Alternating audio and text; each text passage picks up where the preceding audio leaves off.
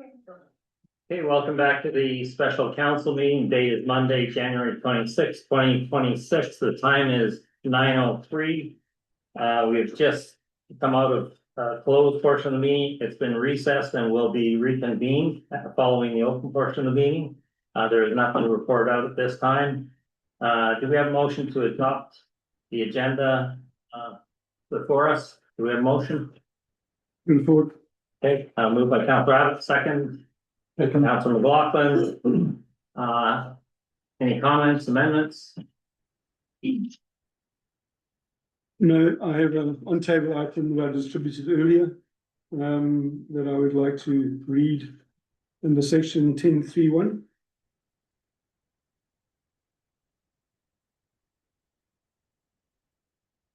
Can we call Okay, that, well, can we call that 10.3.2 as a council report? Or do you No, want? it's in response to item 10.3.1 on the agenda. Gotcha. Okay. So you are. sorry, so we're going to put that as, one or two. that's all part of 10.3.1? Yes. Yeah, okay. So it's a non-table item.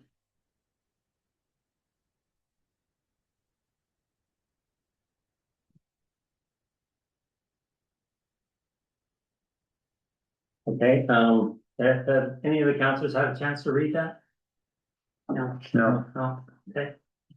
Thank you. Good enough. All right, all in favor with the amendments? Yes. Yes. Opposed? Motion carried. Okay, with that, we'll move right to the official, item 10.1.1, official community planning fund. And we'll pass that. The motion is that council direct staff to proceed with the comprehensive official community plan and zoning bylaw modernization 2026, utilizing the 155,786 funding allocation from the Ministry of Housing, and to undertake the work through a competitive request for proposals process. Do we have a motion for that? So moved by Councilor Bowden, seconded by Councilor Cunliffe. Okay, discussion. Did you want me to introduce this? Sure. Yes, please. As council is aware, I won't go into all the details. They are in the report, but as council is aware, your OCP is 18 years old, and your zoning bylaw has quite a number of deficiencies. As council has directed, bylaw revisions are on the docket this year. This funding envelope has been made available. So I recognize it's perhaps a bit of an awkward year in some respects. It's also beneficial in other respects that it's an election year. The downside is it's harder for this council to take it across the finish line. The good news is that it really starts to prepare the community for a bigger conversation around the issues for this upcoming election. So there's an upside to it as well. The biggest news is that I think we can get both the OCP and the zoning bylaw rewritten for this amount and save the taxpayers quite a packet of money. So I would recommend that staff be directed to undertake this. When I say undertake, the staff's not going to do it, they'll facilitate it. Okay. Thank you very much for that explanation. Any comments from the councilors? Please raise your hand. We will go. Okay, Councilor Abbott. No one else wants to go.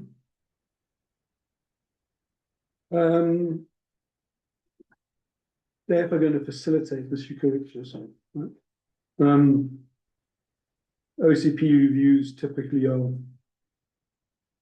council directed through residents. Effectively, correct? Sort of. So what is an OCP? An OCP should be an aspirational document that council doesn't meddle with it in the development of. It's a document created by either staff and the community or a consultant and the community. And what it's intended to do is provide a blueprint that council can rely on as and when needed to make decisions. Where it breaks down, where it can break down is where any given council, not this council, but any given council tries to get their fingerprints on some of the policy. It starts to skew, there's a tendency to skew the policy development away from what the community's voice is to something else. So what is important through these processes is that the elected body takes a step back and lets the expression be formulated by the community. Does that answer your question? I think the community needs to, I understand the community needs to inform OCP, yes. Not suggesting council should be muddling in any way. What I am suggesting is that this council, this group around here, or the group that you staff or this consultant have access to, that have the most knowledge, most background knowledge of the community. So you're saying, would the consultant body work with council as well? Yeah. The answer is absolutely. I think that we need to be starting point. My other, we started at a clock here, so maybe I'll go to what I want to make that point, what I really want to say. First of all, and I keep hearing OCP is 18 years old. It has been revised over time, right? It's been revised when we added a strategic planning session, revised when we moved outside the OCP, or the urban containment boundary, sorry. So there has been changes to it over time. I hope this is an update and not a throwaway and restart. I disagree with that. I think there's a lot of it that's in that thing that is already still represents the community. I'm not saying they don't get to revisit it and reconsider, but I think it should be the starting point. My other, sorry, Yeah, just getting on that queue here. okay. My other thing I just want to remind council and go back to when this was presented to us the first time, back whenever it was, we were given a copy of the funding program and what you could spend the money on. And official community plan update is right at the top of the list, as a zoning bylaw, and then it goes into development cost charges, amenity cost charges. So, and it goes down the list through all the other bylaws. There's a huge list of things you can do with this money. And it also gets to things like infrastructure master plans, which we are currently trying to find out how to get done. Asset management plans and strategies, which we have had 2 goes at before, and those documents need to be brought back and updated and refreshed, and that process needs to be finalized. It talks about condition and risk assessments. This is something we're talking about, we really need to do, especially around hazards. And then there's water supply feasibility studies, stormwater surcharge, rainwater recharge studies. These are really important things that we've been trying to find ways to do and trying to get done. Some of them, I believe, have to happen before you can do an OCP review, before you can do a zoning bylaw.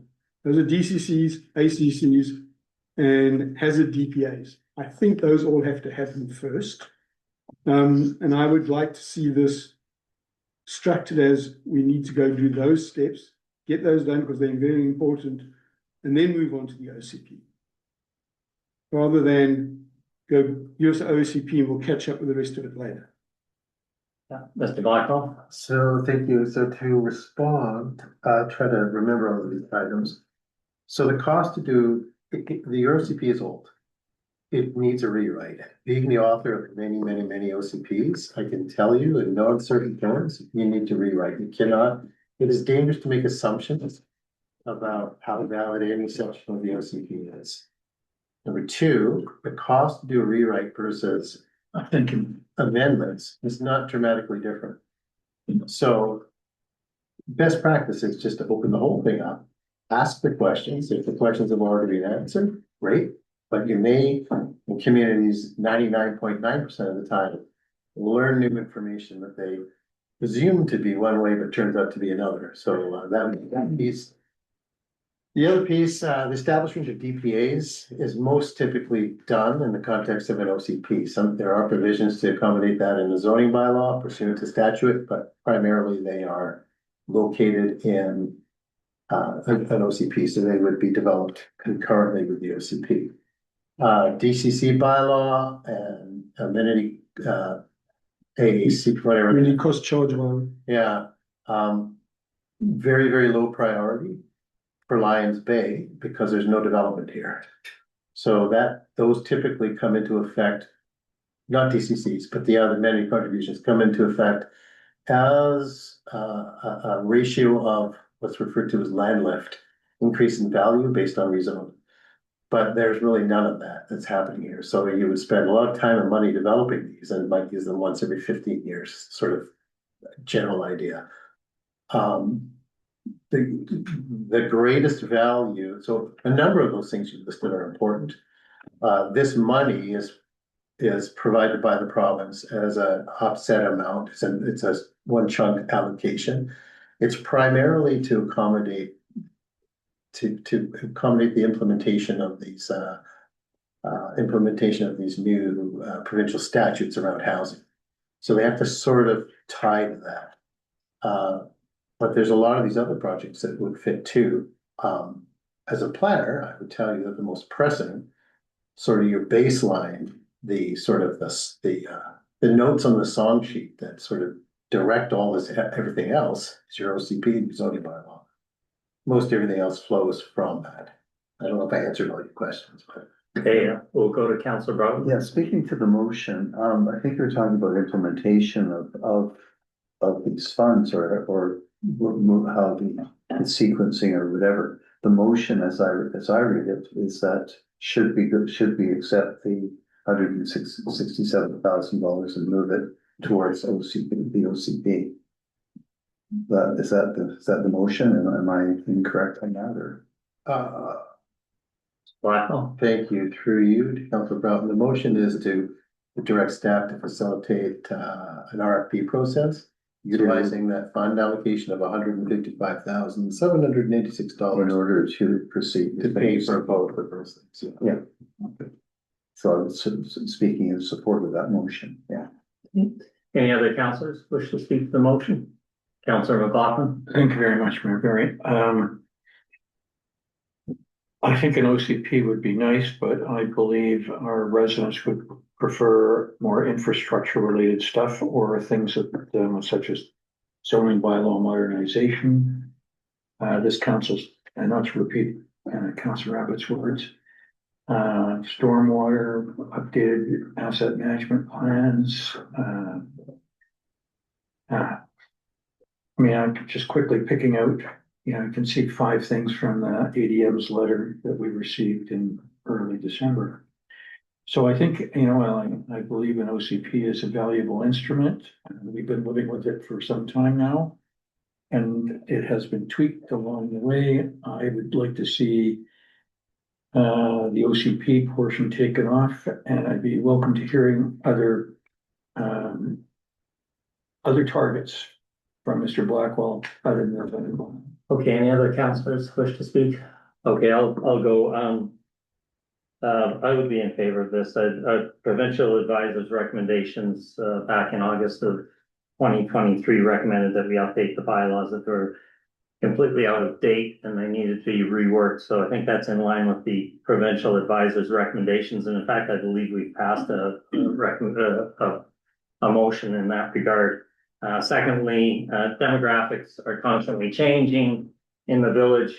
We have villagers that are getting older and require more support, younger residents coming into the village, and I think our OCP is outdated and it needs to be revisited. And there's nothing wrong with going back to the village residents and getting their feedback and seeing where they want to move this village and what their vision is moving forward. So I would be all in favor of it.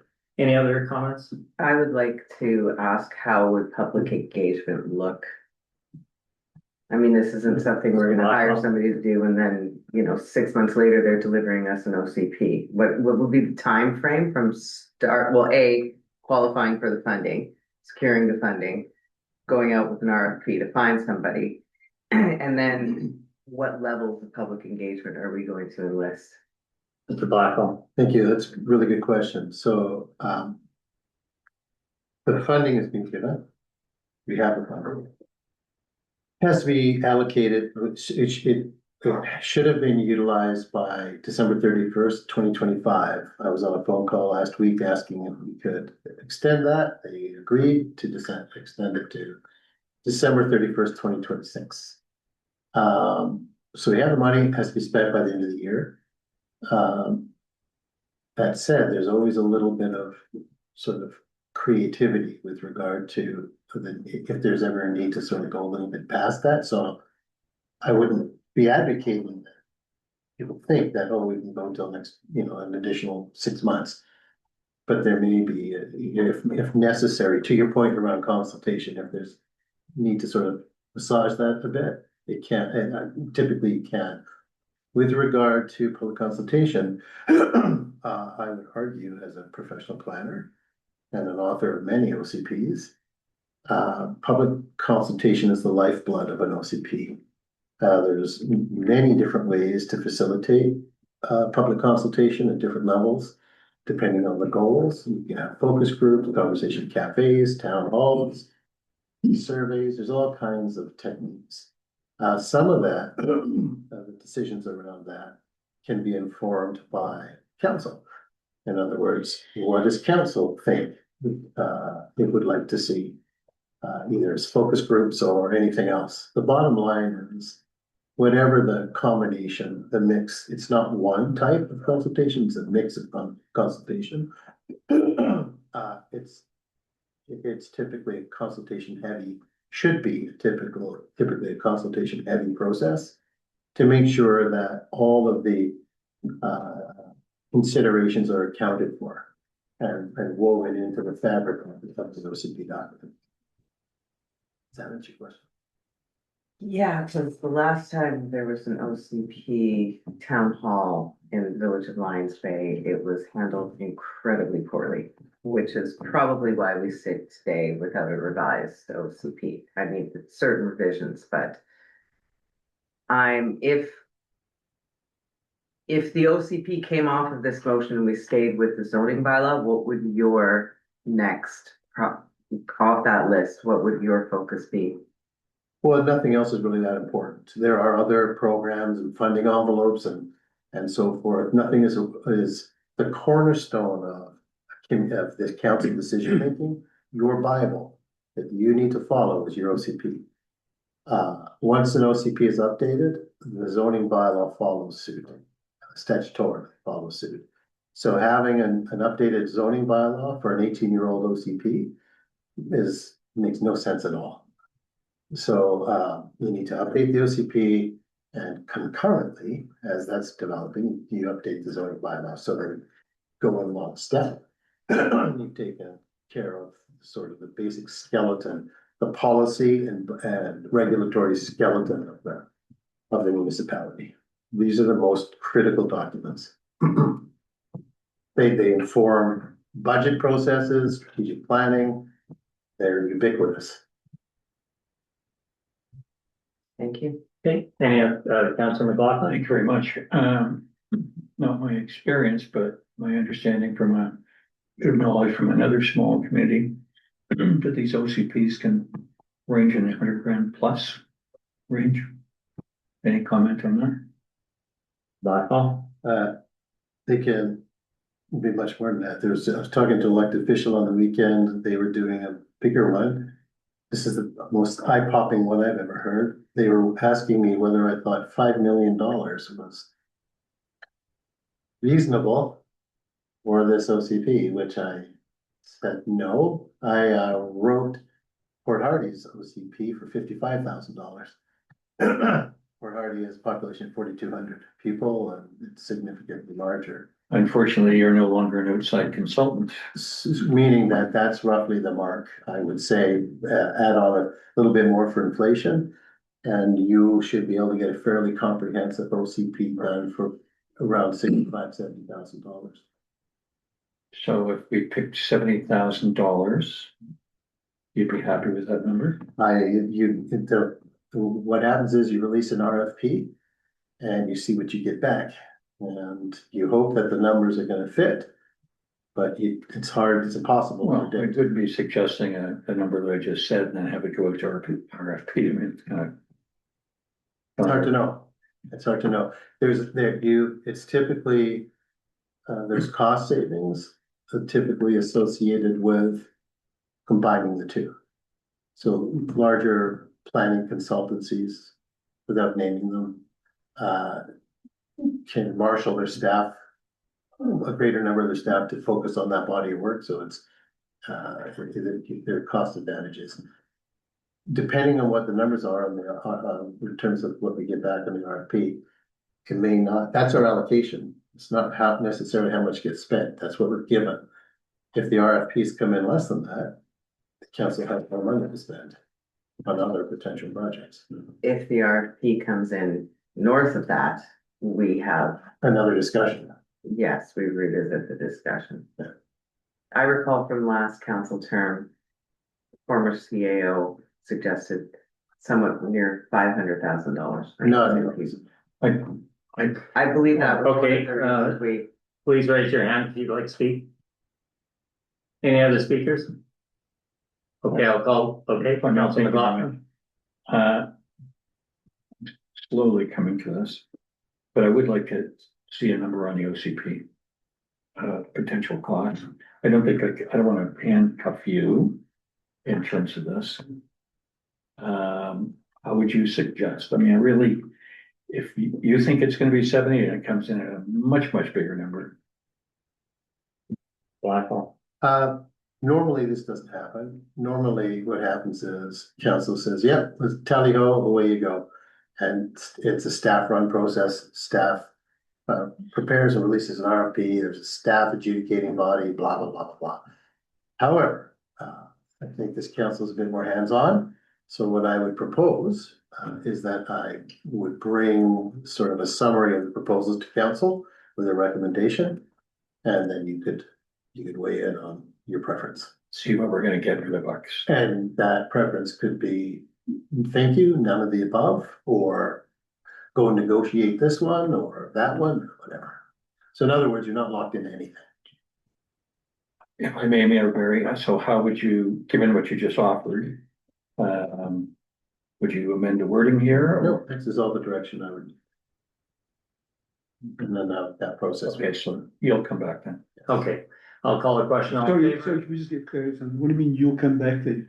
If I think, CAO Blackwell has heard, I am concerned about a higher number, so if it becomes a very large number, he's gonna come back. All right, Well, we've all had a couple times to speak. I'll go to Mr. Blackwell and then I'm calling the question. Just for clarity on that, I'll bring the summary back regardless of the number.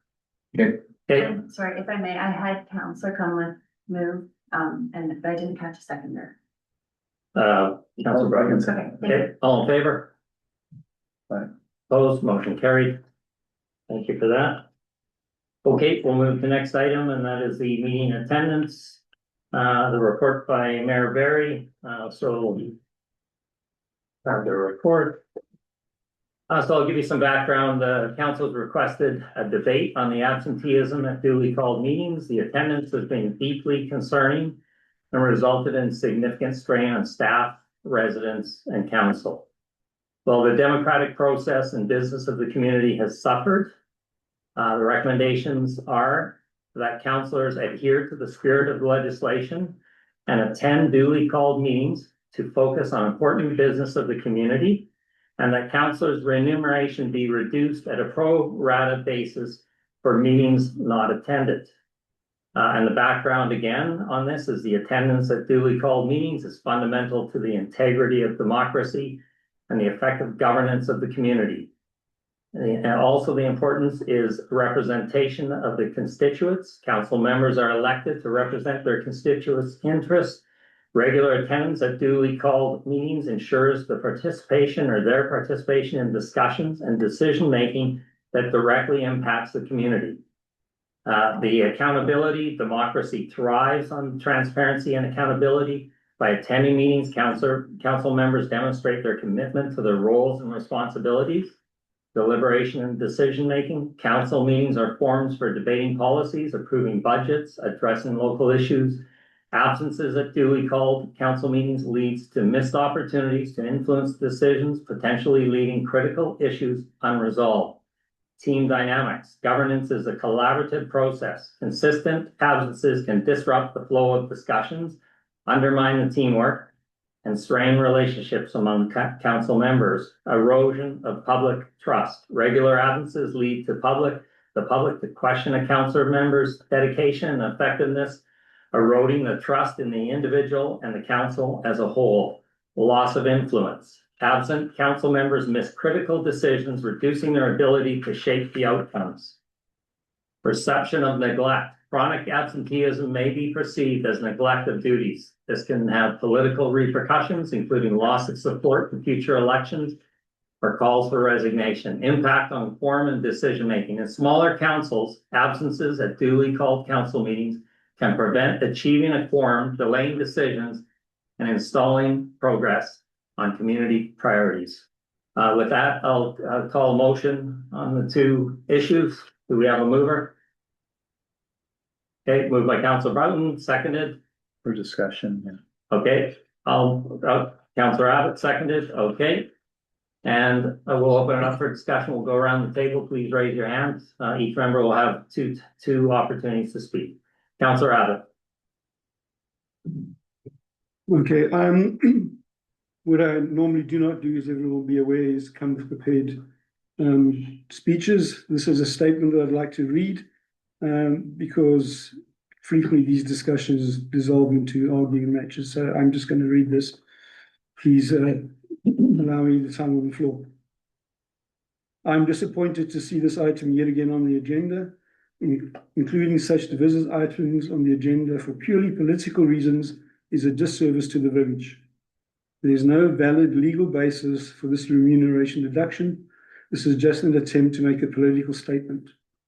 In a recent case in Manitoba, a council tried something similar, but the councillor being targeted won in court, with the judge ruling council did not provide sufficient opportunity for elected officials working full-time to attend meetings.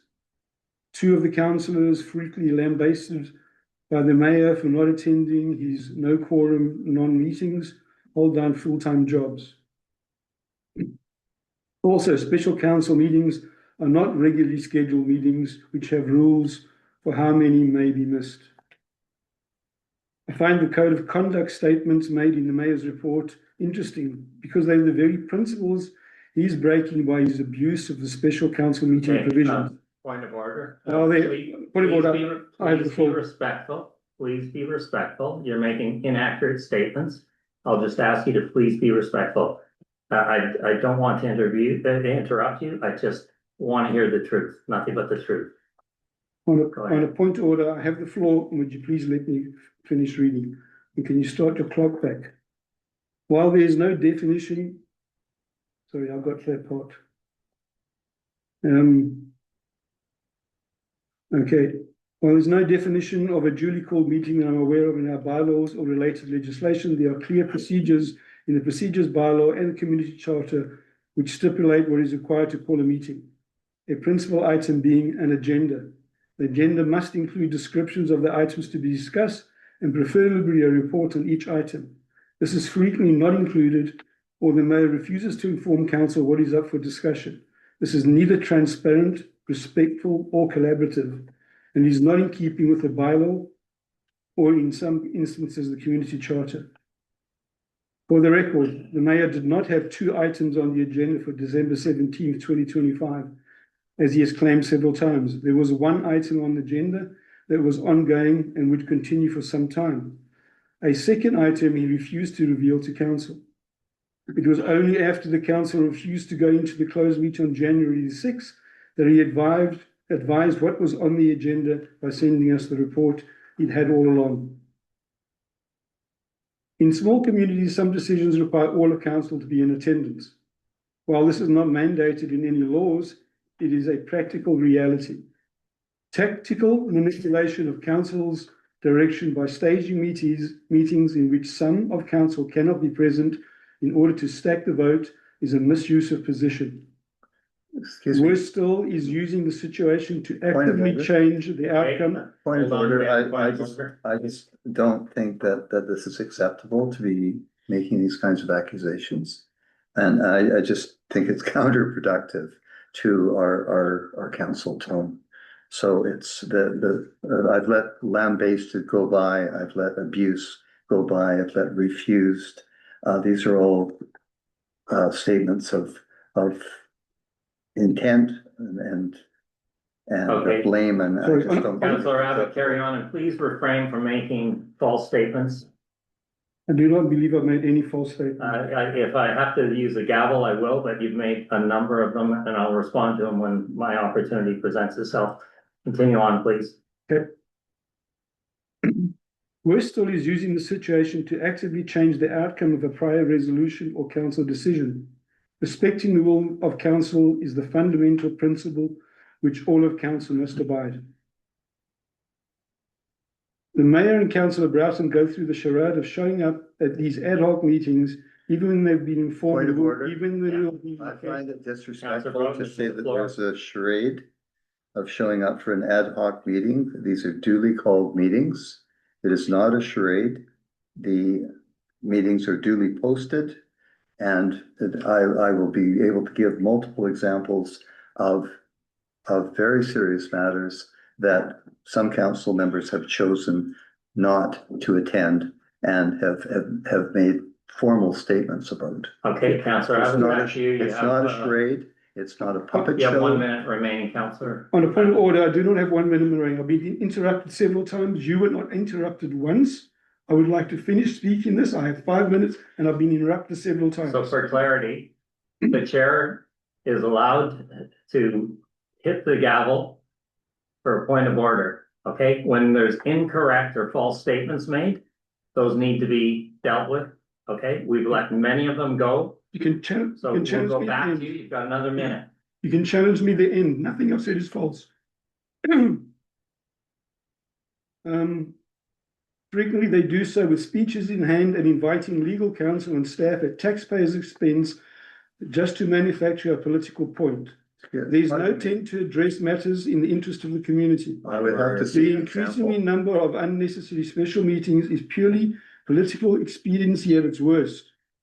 Almost all matters can be dealt with in scheduled council meetings each month unless there's truly an emergency. Okay, Councillor Abbott, your time is up. We'll come back to you for a second time. Okay, we have to share the floor. Councillors, please raise your hand. And again, Councillor Abbott, that's over 5 minutes, so we'll come back to you. Any other councillors wish to speak? Okay, Councillor Cunliffe. Well, the suggestion of a discussion on the construct of special meetings by no means was intended to have this come to us. We weren't having a debate. In my mind, we were gonna have a discussion on the best way to call a special meeting, which all councillors are able to be present for. The process, something as simple as a read receipt on an email, as well as a follow-up text to provide somebody with a heads up when they are working full-time and not on their council email all day. If somebody gave extra notification, it could lead somebody to check their email and then provide their availability. I have a question for staff. When the regularly scheduled council meetings are published annually at the beginning of the year, and anytime a special meeting is posted, it should be because quorum has been achieved. So why are we posting meetings when quorum has not been confirmed? That is giving the illusion that there is a meeting when there is in fact no meeting because there is no quorum. So that is a point of clarification. I would like to see this conversation circle back to what's important, which is the best way to accommodate special council meetings for all of council. And the roll call here, well, is frankly it's signed respectfully. There's nothing respectful about this report, in my opinion, at all. Mr. Blackwell? Thank you through you. So technically, the only time quorum can be decided upon is at the meeting. There's no way to know definitively whether something may change, somebody that had a doctor's appointment, had it canceled, now they can attend, etc. So our responsibility is to post those agendas. Generally, Even if there has been well, confirmed, technically, right? We're, Yeah. that's what we have to do, and then whether or not there's a quorum is determined at the point of the meeting. Now, that's the technical. It would seem to me that if there was a clear indication that it was impossible that quorum could be achieved, but let's say the majority of council were in another country and they didn't have Wi-Fi in that country, then it wouldn't really make sense to me to call a meeting knowing that that was impossible. But typically, folks being in another country isn't an impediment to, you know, there aren't many impediments that would take that many councilors out of the equation. But it's possible. So I don't know, did I answer your? in a roundabout way, but Yeah. it does seem that maybe some judgments Yeah. could be used moving forward that would avoid this sort of banter and complete waste of time, in my opinion. We've discussed this, it's done and dusted. I thought moving forward, we were just gonna have a respectful discussion on how to best put a special council meeting together for our residents, not, in my mind, be very disrespectful to members of council who have put their name forward to work on behalf of the residents of the village of Lions Bay. And I think that we all did that with the community at the focal point, and our intention is to serve our community, not come here and smear and slam each other's characters. Okay, any other councillors wish to speak? Councillor Broughton? Just to be clear, first of all, I think I'm quite uncomfortable with the remuneration issue being raised here. So I did move the motion to get for discussion, but I would like to speak to that, or not necessarily to support that. In looking at this list, it's quite concerning to see the absences and it's there's a number of the absences that, for example, September 16th, 2025, Mr. McLaughlin, we knew well was going to be in barracks. So, you know, that's understood. December 9th, Councillor Cunliffe was on vacation. May 21st of 2024, I was double booked and was in fact chairing a meeting downstairs. So, but that's not what, but the key issue though, is that there are 5, 6, 7 really key meetings that were purposely not attended by certain council members. And not only were they not attended, but other councillors were encouraged not to attend either. And typically it was because well, I'm not exactly sure why, but the council encouraged others to not attend. However,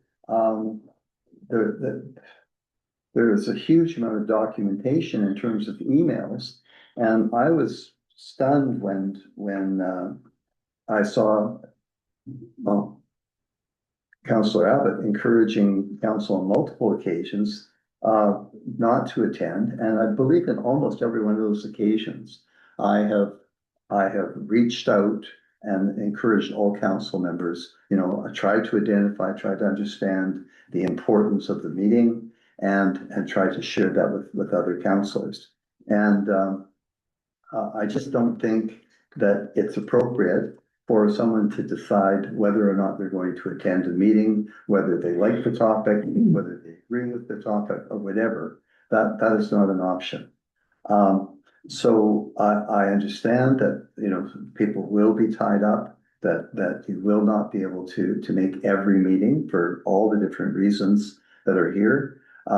However, there have been a number of meetings, and it's all and I have the documentation here where statements are made like, you know, as for the urgency of this matter, this has been going on for years. And it was a matter which was where residents who were under evacuation order had brought legal counsel, had legal counsel contact the village. And our CAO responded to the fact that this was kind of being blown off, as given the history pertaining to this matter and the ongoing legal involvement, I would emphasize that time is of the essence in respect to a response, and therefore this matter needs to be dealt with, essentially is what's being said. Most recently, before Christmas, we were dealing with items which were the emails that were coming out. The headlines were dangerous trees, safety, staff safety, and I can't recall exactly all the terms, but very clearly these were meetings that were called not frivolously, not ad hoc. They were in response to a time-sensitive concern. And it is not the role of council to decide whether or not they want to attend. Every effort must be made, if they're available, to attend or provide a date and time when they are available to attend. So, I mean, I can go through and read. There's multiple, at least 5 that come to mind in looking at the dates. But the most recent one was very concerning in terms of the fact that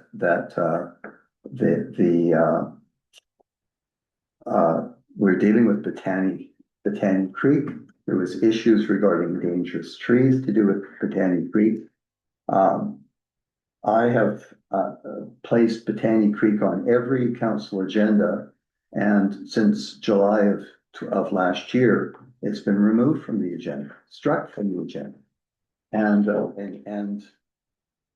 it's a serious matter. It deserves to be dealt with by the residents, and I get to your point. Yes, we need to be very clear of you know, making sure that everybody understands that there's a meeting coming up.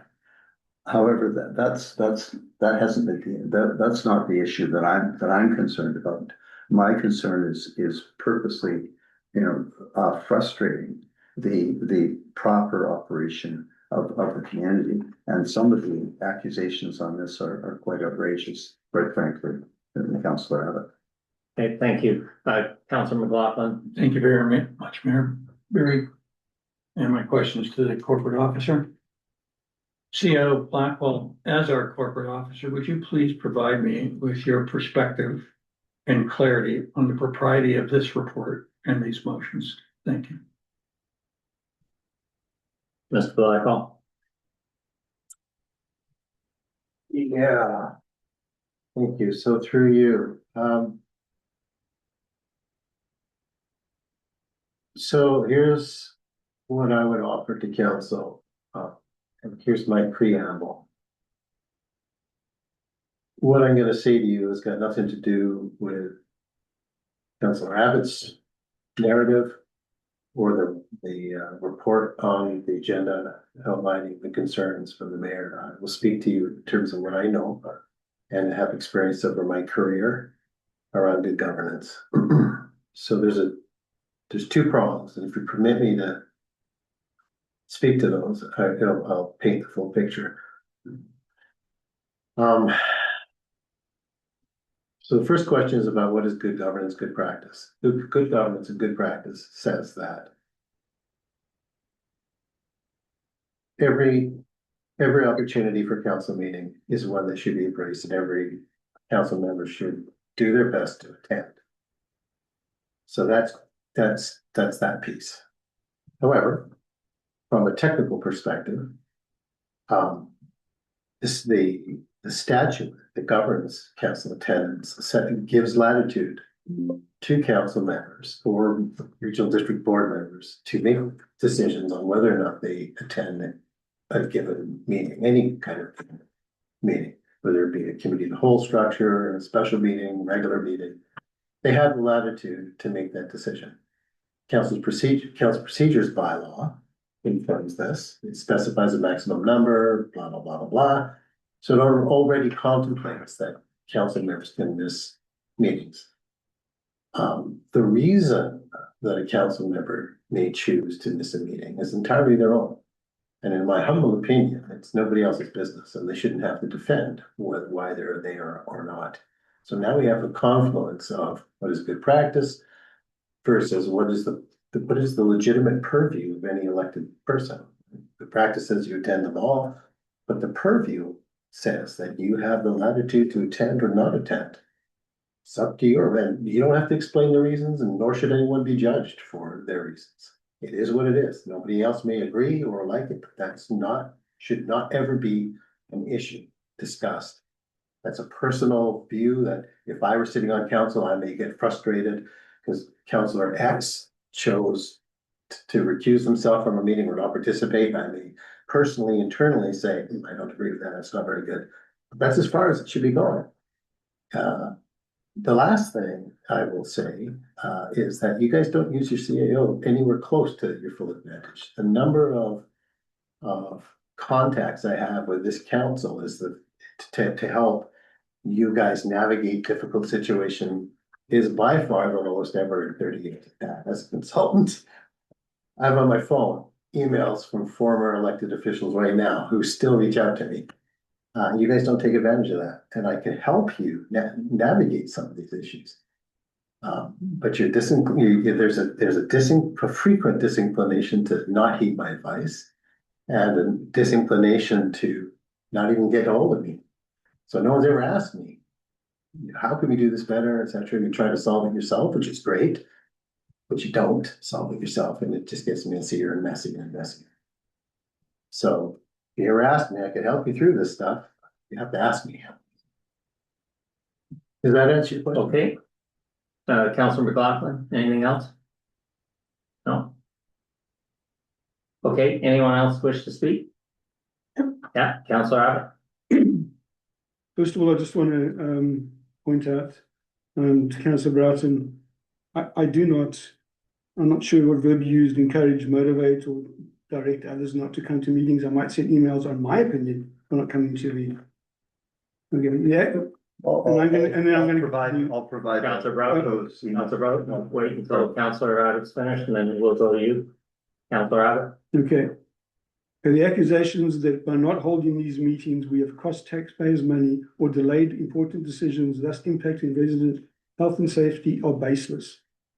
The item proposed for meetings not held on December 17th and 19th, 2024 was not urgent and unrelated to the disaster unfolding. The push to hold these meetings with what was ongoing was irresponsible. Okay. Point of order.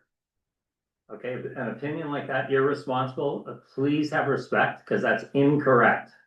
Okay, so please have respect. You've made lots of accusations in writing here and others verbally, but please be correct and hold yourself back from making accusations further. Thank you.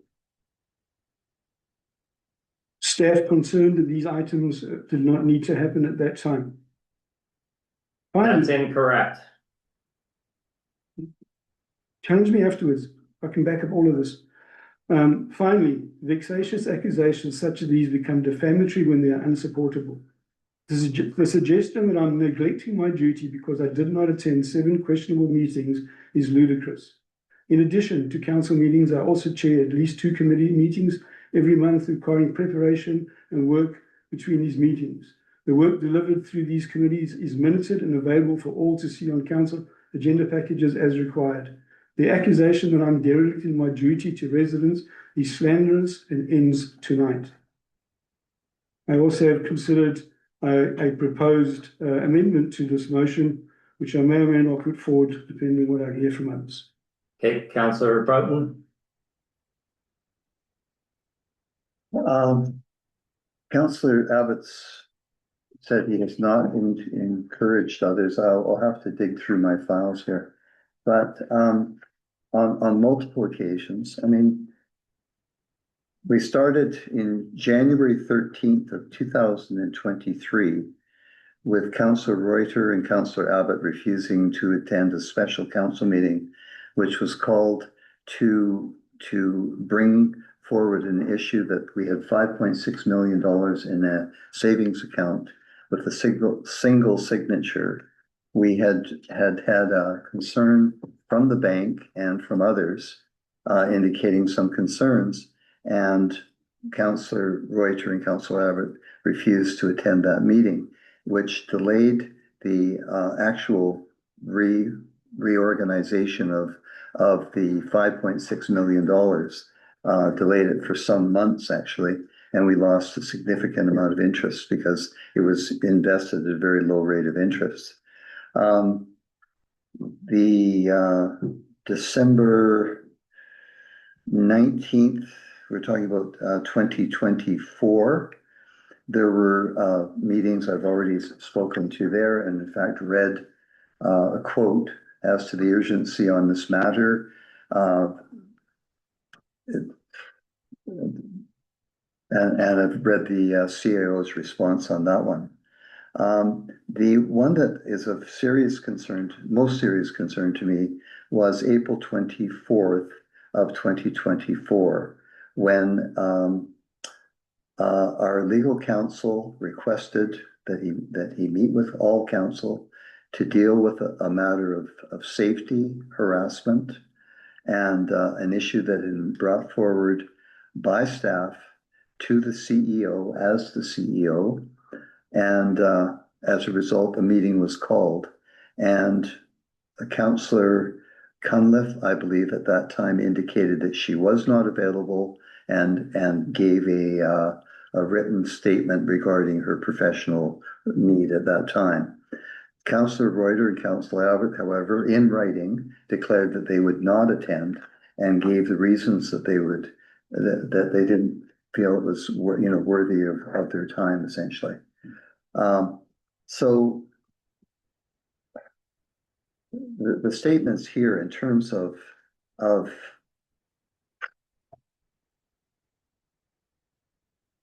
we're all doing a tremendous amount of work here, but the point to be calling to saying that to call a meeting is irresponsible and disrespectful when and we just need to go through and look at the actual topics of those meetings and how much the meeting before Christmas I thought based on the seriousness and the sensitivity of the issue, a reasonable amount of information was given. And actually, I question how much information ultimately had to be provided in order to get all of council into the room. And, you know, for councillors to say, well, gee, if I'd known I would have come is to me unacceptable. And I think if residents were to look at the email track that led up to that meeting and the refusal to attend, I think, quite frankly, they'd be aghast and even there. All right, thanks for that. I'll take my second opportunity to respond.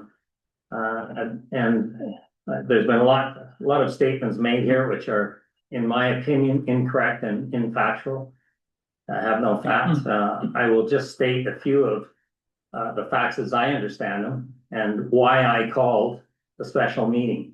And the legislation allows for a mayor to call a special meeting and also two councillors. And I will remind everyone that there was a number of councillors that called special meetings, and I made every effort to attend out of respect for your request.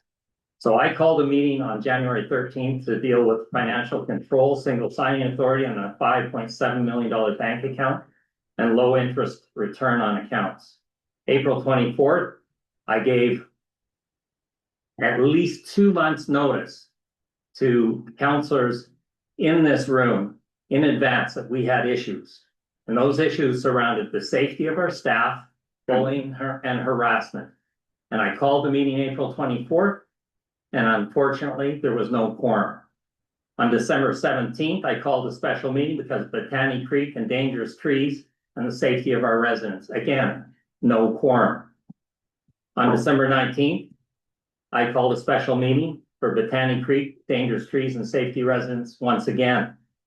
On September 18th, I called a special meeting, September 18th, 2025, a special meeting to deal with the CAO's review, which still is not complete to this day and was required per his contract within 6 months, still remains outstanding.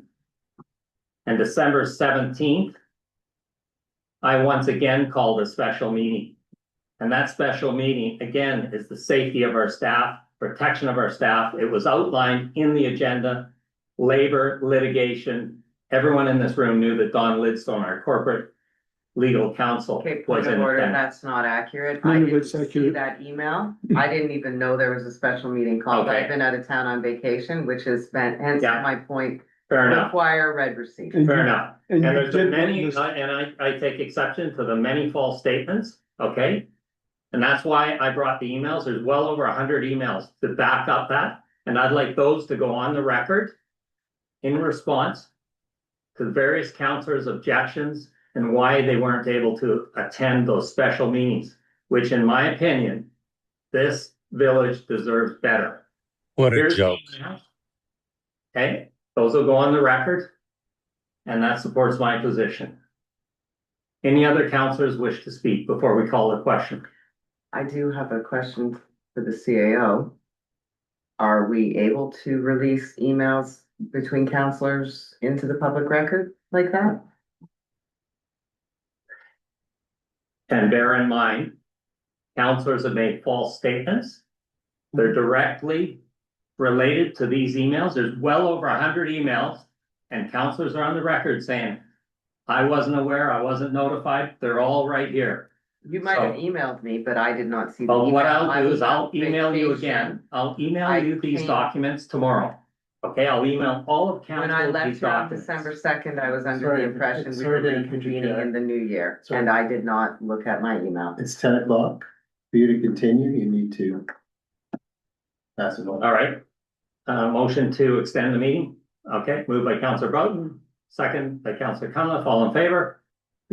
Opposed, motion carried.